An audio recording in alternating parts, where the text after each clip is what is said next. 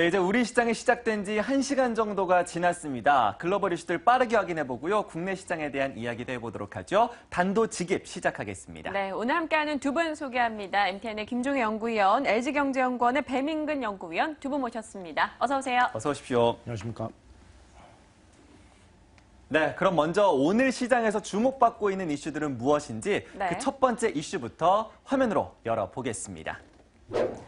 자, 첫 번째 이슈입니다. FOMC 의사록 공개, 네. 12월 금리 올리나가 이번에 첫 번째 이슈입니다. FOMC의 10월 의사록이 공개가 됐습니다. 일단 12월 금리 인상을 앞두고 어떠한 이야기들이 오갔었는지 알 수 있는 아주 좋은 기회였는데요. 네. 일단 의사록의 내용부터 우리가 정리해볼까요? 네, 이번 FOMC 의사록 공개, 일단 대다수가 12월 금리 인상의 가능성은 높다라고 합의를 했습니다. 네. 현재 경제 상황은 생각했던 것보다는 나아지고 있고 그 경제 자신감을 피력해야 될 시기다라는 내용이 담겼는데요. 물론 일부에서는 반대 의견도 있었지만 소수에 그쳤고요. 이제는 금리 인상 폭과 시기를 봐야 하는 것인데 그 폭과 속도가 생각보다는 빠르거나 크지 않을 것이다라는 얘기가 전해지고 있습니다. 네, 이 때문에 다소 비둘기파적이었다라는 이야기도 나옵니다. 네. 덕분에 뉴욕 증시가 3대 증시 모두 다 1.5% 안팎의 상승세를 보여줬습니다.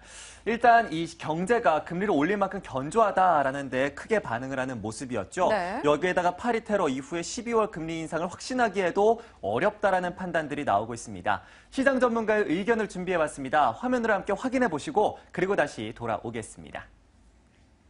I don't think the Fed has really lined things up the way they should have to raise rates in December. I think that they're trying to guide us too strongly. I think they should let the data talk to us more, and they're not doing that. They're really trying to guide our expectations. I think this is a mistake because the Fed doesn't know the future. 네, 일단 12월 금리 인상 가능성은 높게 봤지만 여전히 확신할 수 없다라는 전문가의 의견도 확인해 봤습니다. 네. 일단은 금리 인상 12월에 올릴 것이다 보는 의견이 많긴 합니다만 여전히 또 그 밖의 의견들도 전해지고 있어요. 네. 자, 배민근 연구위원님께서는 어떻게 생각을 하시는지 의견 그리고 시장에 미치는 영향까지 들어보겠습니다. 어떻게 보십니까? 네, 연준 의사록의 주요 내용을 짚어보면은 대체로 12월 인상을 기정사실화하는 그런 분위기가 강하게 감지됐다 이렇게 볼 수 있습니다. 시장을 안정화시키기 위한 좀 고무적인 소식은 결국 그 이후에 인상 속도나 행보가 그동안에 예상해왔던 것과 유사하게 베이비 스텝으로 가겠다라고 하는 부분을 다시 한번 좀 확인했다라는 것이 시장에 안도감을 주는 그런 요인인 것 같은데요. 근데 이제 그 액면 그대로 믿을 수만은 없다. 이런 점을 조금 유의를 하셨으면 좋겠어요. 일각에서 나오는 얘기들은 그렇습니다. 이제 연준 내에서는 비둘기파, 그러니까 금리 인상을 더더욱 지연시키자라는 쪽이 더 소수파가 되고 있습니다만은 시장 일각에서는 사실 그렇습니다. 미국 경제의 어떤 견조한 흐름, 여기에 대한 자신감이 있기 때문에 오히려 최근에 시장에서 나타났던 흐름은 내년도의 금리 인상의 어떤 그 폭이라든지 행보가 지금까지 봤던 것보다 조금 더 빨라질 수도 있다. 이런 우려도 동시에 나오고 있다. 이 점을 간과해서는 안 될 것 같습니다. 이 때문에 최근에 달러 강세라든지 또 채권 금리의 상승 이런 것들이 함께 나타나고 있는 것 아닌가. 이 부분 놓치지 말아야 할 것 같고요.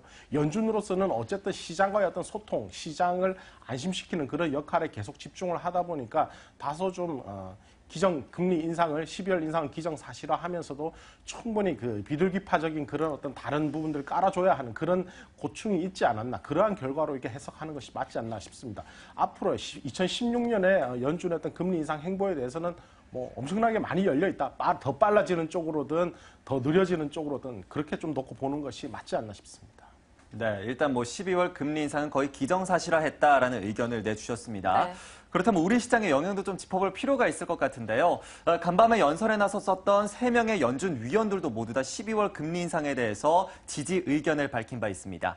그렇게 된다면 달러화 강세 때문에 우리 시장에서 외국인들의 이탈이 일어날 가능성도 매우 높다는 점도 우리가 좀 체크를 해봐야 될 필요가 있겠습니다. 우리 시장에 대한 이야기 들어보도록 하죠. 김정은 연구위원님 어떻게 보시나요? 일단 중립 이상이라고 봐야 되겠죠. 왜냐하면 우리 시장에 이런 악재들이 충분히 반영되지 않았나. 그러니까 외국인들도 이것을 예상해서 어느 정도 빠져나갔기 때문에 추가적으로 달러 강세가 정말 심해진다면 더 빠져나가겠죠. 그런데 만약에 그렇지 않고 만약에 이제 12월 달 정말 금리 올렸는데 그것을 기점으로 달러 강세 거기서 멈췄다라면 과연 환율 기준의 외국인들의 이탈이 추가적으로 강하게 나타날까에 대한 고민도 필요한 시점입니다. 오히려 우리 경제의 전반적인 탄력 둔화 이런 것들이 외국인들이 구조적으로 빠져나가는 것이라면 모르겠으나 만약에 환율 리스크로 빠져나간 것이었다면 오히려 그것을 기점으로 조금 더 유입되거나 아니면 최근에 보여줬던 것처럼 그냥 중립적인 시각을 유지할 수도 있다라고 봐야 되는 거죠. 그래서 우리 시장의 전체적인 움직임은 전 이렇게 봅니다. 일단 방향은 같이 가되 강도는 조금 달라질 수 있겠다. 말씀해 주셨던 외국인들 매매에 따라서 미국 증시가 1% 올랐다고 해서 우리 증시가 1% 오르는 그런 양상은 아닐 거다라고 보셔야 될 것 같고요.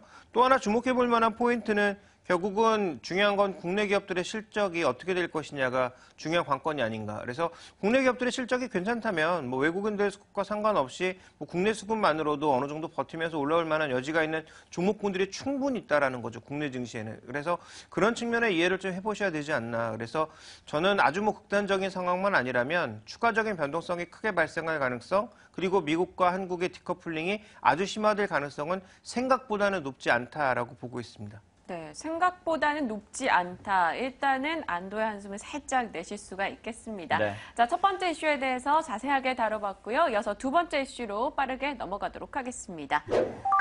자, 22는 양적 완화 단행할까? 어느덧 이 코앞에 12월이 다가와 있잖아요. 네. 22 통화정책회의도 2주 후로 바짝 다가와 있습니다. 자, 앞서 이 드라기 총재가 계속해서 추가 양적 완화 가능성을 시사하며 기대감을 높인 바가 있었죠. 네, 맞습니다. 앞서서도 유럽 경제는 별로 좋지 못했습니다. 그런데 파리 테러라는 악재가 겹치면서 네. 관광 산업이나 소비 산업이 위축될 만한 가능성도 더욱더 높아졌죠. 실제로 프랑스 같은 경우엔 파리 테러 이후에 경찰관들을 대거 고용했습니다. 지출이 늘어나면서 재정 적자 감축 목표를 달성하지 못할 것이다라고 밝힌 바가 있었고요. 네. 이 때문에 전체 시장에서는 ECB의 도움이 절실하다라는 쪽으로 점차 그 의견이 기울고 있는 상황입니다. 네, 일단 프랑스 자체만 놓고 봤을 때도 GDP가 4분기에는 역성장할 수 있다라는 얘기도 나온 만큼 추가 부양책을 기다리는 이들이 많습니다. 네. 과연 이게 가능성이 있는 것인지 한번 여쭤볼게요. 배민근 연구원님, 어떻게 보십니까? 네, 양적 완화 발표라든지 이런 것들을 주로 연말 연초에 했던 기억들이 많은 것 같아요. 그래서 액션에 대한 어떤 그런 기대도 좀 높아져 있는 상황이고 충분히 거기에 대해서 운을 좀 띄워온 상황이다 이렇게 보겠습니다. 사실 유로존의 경기의 흐름 자체 방향성은 사실 나쁘지는 않다라고 이렇게 보여지는데요. 그럼에도 불구하고 파리 테러의 어떤 부정적인 파장이라든지 또 유럽 영내에서 그동안은 괜찮았던 나라들 핀란드라든지 또 주택 버블로 이제 온몸살을 앓고 있는 네덜란드 같은 이런 나라들이 어떻게 보면 좀 더 많은 지원을 필요로 하는 그런 입장으로 바뀌고 있습니다. 그렇기 때문에 유럽 중앙은행에서 올해 말 혹은 내년 초로 이렇게 이제 추가적인 양적 완화에 대한 액션에 나올 가능성은 충분히 더 높아졌다 이렇게 이제 볼 수 있을 것 같고요. 다만 그런 것이 양적 완화를 이제 시작하겠다라고 결정했던 지난해 어떤 결정이 상당히 좀 역사적인 의미가 있는 것이었다라고 한다면은 이번에는 그것의 어떤 규모를 좀 더 늘리겠다라고 하는 것이기 때문에 사실 그리고 충분히 좀 예상이 되어 오고 있는 그런 상황이다 보니까 시장에 주는 어떤 그 드라기 푸시라고 해야 될까요? 그런 어떤 효과는 사실 그렇게 크지는 않을 것 같다 이렇게 보여지고요. 유로존의 어떤 그 경기 흐름이라고 하는 것도 위쪽을 향해서 가는 어떤 전반적으로는 위쪽을 향해서 가는 흐름이 그대로 좀 유지가 되는 그런 모습이 나타나지 않을까라고 생각이 됩니다. 오히려 외풍으로서 어떤 미국의 어떤 금리 인상의 어떤 그 만약 충격, 조금은 금융시장의 어떤 불안이 조금 더 가속화되는 그런 모습이 나타났을 때는 성장세에 좀 제약될 그런 우려도 있다 이렇게 보겠습니다. 네, 알겠습니다. 자, 그리고 일본 쪽도 좀 보도록 하겠습니다. 네. 유럽 못지않게 이 양적 완화에 대한 기대감이 나오고 있는 게 바로 일본인데요. 그렇죠. 일본이 지난 3분기에도 역시나 GDP가 위축을 보여주면서 2개 분기 연속의 역성장을 보여준 바가 있습니다. 이 때문에 BOJ가 결국에는 추가적인 완화 정책에 나설 것이다라는 기대감이 상당히 높고요. 오늘 BOJ의 통화정책회의 결과도 나오게 되는데요. 앞으로 어떠한 부분들이 기대를 할 수 있는지 이 부분은 김종효 연구위원께 여쭙도록 하겠습니다. 어떻게 판단하시나요? 네, 일단 우리가 두 가지를 봐야 될 것 같습니다. 현재 지금 일본은 마이너스 성장을 하고 있는 건 사실인데 실제로 이제 엔화 약세를 통해서 수입 물가의 상승 그리고 유가가 이제 더 이상 추가적으로 급락만 하지 않는다면 유가에 대한 베이스 이펙트도 줄어들고 있기 때문에 헤드라인 물가도 이제는 디플레 쪽으로 갈 가능성이 없다라는 거죠. 오히려 물가가 상승하거나 현재 수준이 유지될 가능성이 더 높다라고 보셔야 될 것 같습니다. 그런 관점에서 보면 어느 선택을 하는 게 맞느냐. 지금 저성장만 마이너스 성장만 보면 추가 양적 완화 하는 게 맞는데 원래 그 BOJ 양적 완화 목표가 2% 그 물가의 이제 어느 정도의 상승만 나오면 실제적으로 이제 양적 완화를 할 필요가 없다라는 것인데 실제 이제 물가가 상승 쪽으로 움직이게 되면 과연 마이너스 성장만 보고 할 것인가? 왜냐하면 이 마이너스 성장도 4분기 내년 1분기로 가게 되면 다시 플러스로 돌아설 가능성이 높으니까 그와 관련된 여러 가지 이제 복잡한 함수들이 끼어 있기 때문에 뭐 지금 단연코 이렇게 될 것이다라고 정확한 답을 말씀드리기는 어려울 것 같습니다. 다만 우리가 이제 시장 측면에서 주목해야 될 것은 엔화가 원화보다 상대적으로 더 빠르게 약세로 가느냐. 지금 원화는 1170원에 묶여 있는데요. 엔화는 또 어느새 스물스물 움직이면서 124년대에서 움직이고 있는데 전고점의 125엔대를 약간 넘어서는 수준이었죠. 근데 이것도 추가적으로 돌파한다면 우리 입장에서는 대형 수출주들이 상대적으로 또 부담을 받을 수 있기 때문에 이런 원엔 환율의 변동성이 우리가 가장 주목해 볼 만한 포인트고요. 두 번째로 주목해 볼 만한 포인트는 저는 시기라고 보고 있습니다. 얼마나 양적 완화를 더하느냐도 중요하지만 양적 완화의 시기를 예를 들어서 유럽과 보조를 같이 해서 같이 잡으면 금융시장에 미치는 파급은 배가 될 수 있겠죠. 그런데 만약에 이제 BOJ도 시기를 놓쳐서 스물스물하다가 1분기로 넘겼는데 1분기에 여러 가지 이제 악재들이 도착을 하면 BOJ의 추가적인 양적 완화 자체도 시장에 미치는 영향이 줄어들 수가 있다라는 거죠. 그래서 BOJ의 실질적으로 양적 완화의 포인트는 저는 두 가지. 엔화의 약세가 상대 통화, 그러니까 우리나라 원화보다 더 빠른 속도로 약세로 가는지 여부와 또 하나는 방금 말씀드렸던 시기를 정말 1분기에 하느냐 아니면 좀 더 빠르게 뭐 12월 달 정도에 단행을 해서 글로벌 양적 완화의 전반적인 부양 시기와 맥락을 같이 가느냐 아마 이 부분에 중요한 포인트가 있지 않을까라고 보고 있습니다.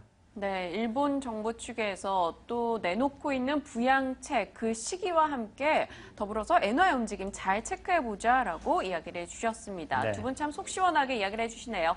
자, 이어서 세 번째 이슈 무엇인지 확인해보도록 할게요. 열어봅니다. 자, 원자재 시장 지지선 이탈 우려. 사실 올해 한 해 내내 저희가 상품 가격 하락 얘기를 나눠봤던 것 같은데 네. 여전히 그 추세가 이어지고 있죠. 맞습니다. 뭐 원자재 가격의 하락은 지난 2011년부터 좀 본격화가 되는 모습입니다. 네. 크게 꺾여나가면서 지난해부터 또 한번 밀려나는 양상인데요. 전반적으로 달러와 강세의 영향을 받고 있고요. 여기에다가 글로벌 수요 위축이 가장 큰 영향을 미치고 있습니다. 뭐 중국을 비롯한 주요 국가들의 수요가 좋지 않기 때문에 공급만 넘쳐나고 있는 양상이죠. 내년도 세계 경제가 어려울 것으로 예상이 되면서 공급 우위에 대한 시장 여전히 이어질 것으로 예상되고 있고요. 원자재 가격도 크게 나아지기는 어려울 것이다라는 분석들이 계속해서 나오고 있는 상황입니다. 네, 그 때문에 원유, 금, 구리 가격에 계속 하락세가 포착이 되고요. 그와 네. 연동된 펀드의 수익률도 계속해서 내려가고 있습니다. 최근 6개월간 이 원자재 펀드는 22%나 손실을 봤고요. 네. 천연 자원 펀드, 원유 등이 들어가 있습니다. 30% 정도 손실을 들어갔습니다. 자, 이 때문에 이와 관련된 이 종목들도 투자 심리가 위축될 수밖에 없고요. 여러 가지 문제점을 야기하고 있는 상황인데요. 네. 이 달러화 강세 그리고 상품 가격의 하락 이 부분에 대해서 이야기 좀 나눠보겠습니다. 배민근 연구원님 어떤 여파가 있을까요?